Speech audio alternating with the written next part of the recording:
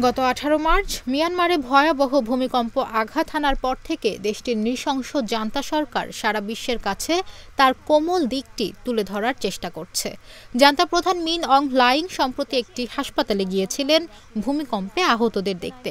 তিনি বিদেশিদের কাছেও অনুরোধ করছেন তারা যেন মিয়ানমারে সাহায্য পাঠান।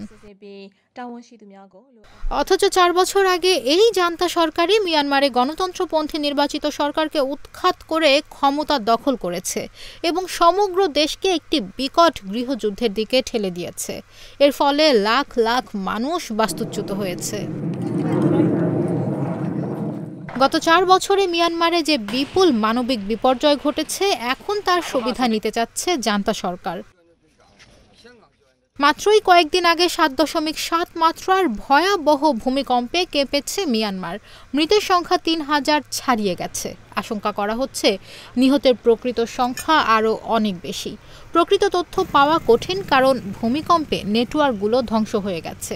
এছাড়া ইন্টারনেটের ডেটা পরিষেবার ওপরেও জান্তা সরকার কঠোর নিয়ন্ত্রণ আরোপ করে রেখেছে, যাতে সাধারণ মানুষ প্রকৃত তথ্য না পায়। স্থানীয় সাংবাদিকেরাও কঠোর নজরদারির মধ্যে কাজ করেন। জান্তা সরকার বলেছে মিয়ানমারে বিদেশি সাংবাদিকদের ঢুকতে দেওয়া হবে না। মার্কিন ভূতাত্ত্বিক জরিপ সংস্থা বলেছে ভূমিকম্পের আকার ও মাত্রা দেখে আশঙ্কা করা হচ্ছে সেখানে নিহতের সংখ্যা 10,000 ছাড়িয়ে যেতে পারে। ভূমিকম্পটি মিয়ানমারের দ্বিতীয় বৃহত্তম শহর মান্দালয়ে ব্যাপক ধ্বংসযজ্ঞ চালিয়েছে। মাইক্রোসফটের AI ফর গুড ল্যাবের স্যাটেলাইট ছবি বিশ্লেষণ করে দেখা গেছে 500টির বেশি ভবন পুরোপুরি ধ্বংস হয়ে গেছে। ক্ষতিগ্রস্ত অঞ্চল জুড়ে এখনও ভূমিকম্পের ধ্বংসলীলার চিহ্ন দেখা যাচ্ছে। পানি নেই, বিদ্যুৎ নেই, জীবনযাপনের মৌলিক জিনিসপত্রগুলো পাওয়া যাচ্ছে না। এরই মধ্যে সেখানে কলেরা দেখা দিয়েছে। জাতিসংঘ সতর্ক করে বলেছে কলেরা ব্যাপক মাত্রায় ছড়িয়ে পড়তে পারে। যদিও আন্তর্জাতিক দাতা সংস্থাগুলো কলেরা আক্রান্তদের পাশে দাঁড়িয়েছে, তবে তাদের কাজ চলছে খুবই ধীর গতিতে, কারণ রাস্তায় রাস্তায় ধ্বংসযজ্ঞ। ইয়াঙ্গুন থেকে মান্দালয়ের সড়ক পথে যেতে প্রায় 13 ঘন্টা সময় লাগছে। আগে যেখানে সময় লাগত সর্বোচ্চ 8 ঘন্টা। ভূমিকম্পের কিছু সময় পরেই জান্তার বিরুদ্ধে লড়াইরত বিদ্রোহী গোষ্ঠীগুলো ঘোষণা দেয় তারা যুদ্ধ স্থগিত করছে, যাতে উদ্ধার কাজ দ্রুত শুরু করা যায়।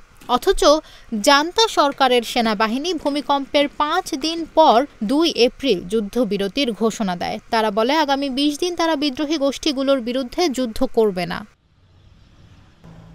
উত্তর মিয়ানমারে জান্তা সরকারের বিরুদ্ধে লড়াইরত কাচিন ইন্ডিপেন্ডেন্ট আর্মি বলেছে, আমরা যুদ্ধবিরতি ঘোষণা করলেও জান্তা বাহিনী যুদ্ধবিরতি মানেনি।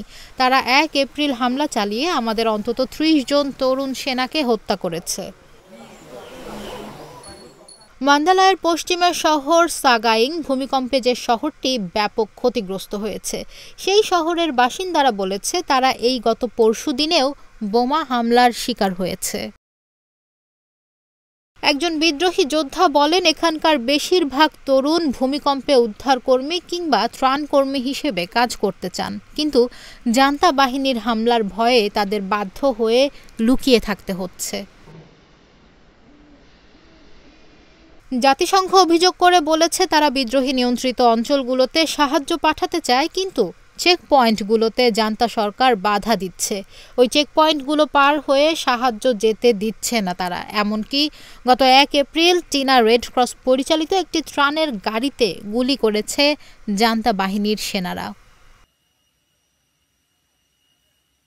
চীনা রেড ক্রস জানিয়েছে তারা এমন একটি অঞ্চলের ভেতর দিয়ে ত্রাণের গাড়ি নিয়ে মান্দালয়ের দিকে যাচ্ছিল, যে অঞ্চলটি জান্তা সরকারের নিয়ন্ত্রণাধীন নয়। অঞ্চলটি বিদ্রোহী গোষ্ঠী তা আং ন্যাশনাল লিবারেশন আর্মির দখলে রয়েছে। বলে রাখা ভালো, ভূমিকম্পে সবচেয়ে বেশি ক্ষতিগ্রস্ত হয়েছে যে 2টি শহর মান্দালয় ও সাগাইং, সেগুলো জান্তা বাহিনীর দখলে রয়েছে, কিন্তু এর আশেপাশের এলাকাগুলো রয়েছে বিদ্রোহীদের দখলে। কো জাও জাও নামের একজন স্থানীয় বাসিন্দা বলেন, তিনি গত 30 মার্চ সাগাইংয়ে একটি ধসে পড়া বাড়িতে আটকে থাকা 2 জনকে উদ্ধার করতে গিয়েছিলেন। সেখানে জান্তা সরকারের পুলিশ ও সেনা সদস্যরাও ছিলেন, কিন্তু তারা কো জাও জাওকে কোনো উদ্ধার কাজ করতে দেননি। উল্টো তাকে চোর ও লুটপাটকারী আখ্যা দিয়েছেন। অশ্রুসিক্ত চোখে কো যাও যাও বলেন, আমি যাদের উদ্ধার করতে গিয়েছিলাম তারা শেষ পর্যন্ত মারা গিয়েছে। জান্তা সেনারা তাদের উদ্ধার করেনি, এমনকি আমাকেও উদ্ধার করতে দেয়নি। অথচ আমি পেশায় একজন মেকানিক, আমার কাছে উদ্ধার করার মতো যথেষ্ট সরঞ্জাম ছিল। বিশ্লেষকরা মনে করছেন, ভূমিকম্পে ক্ষতিগ্রস্তদের জন্য বিদেশ থেকে যেসব সাহায্য আসছে তার সিংহভাগই রাজধানী নেপিদোতে পাঠাচ্ছে জান্তা সরকার। ভূমিকম্পে নেপিদো খানিকটা ক্ষতিগ্রস্ত হয়েছে বটে, তবে ভূমিকম্পের উৎপত্তিস্থলের কাছাকাছি অঞ্চল যতটা ক্ষতিগ্রস্ত হয়েছে ততটা নয়। ফলে ওইসব ক্ষতিগ্রস্ত অঞ্চলের চেয়ে নেপিদোতে বেশি ত্রাণ পাঠানোর কোনো যৌক্তিক কারণ নেই। উচিত ছিল চীন, ভারত ও থাইল্যান্ড সীমান্ত জুড়ে মিয়ানমারের যেসব অঞ্চল রয়েছে সেগুলোতে বেশি বেশি সাহায্য পাঠানো, কিন্তু ওই অঞ্চলগুলোর ওপর জান্তা সরকারের কোনো নিয়ন্ত্রণ নেই। অঞ্চলগুলো বিদ্রোহী গোষ্ঠীগুলোর দখলে রয়েছে। তবে থিঙ্ক ট্যাঙ্ক আনাগাট ইনিশিয়েটিভসের বিশ্লেষক নায়ান্থা লিন বলেন, বিদ্রোহীরা শুধু বিদ্রোহী যোদ্ধাই নয়, কোনো কোনো অঞ্চলে তারা শিক্ষা, স্বাস্থ্য ও কৃষি সহায়তা দেওয়ার ব্যাপারে চমৎকার কাজ করছে। ভূমিকম্পের আগে থেকেই জান্তা সরকার মিয়ানমারের বহু অঞ্চলের ওপর নিয়ন্ত্রণ হারাতে শুরু করেছিল। বাধ্য হয়ে জান্তা প্রধান বিশ্ব নেতাদের সঙ্গে আলোচনার জন্য দৌড়ঝাঁপও শুরু করেন। মিন অং হ্লাইং রাশিয়া ও বেলারুশ ছুটে যান। এর আগে গত বছর তিনি চীন সফর করেছেন।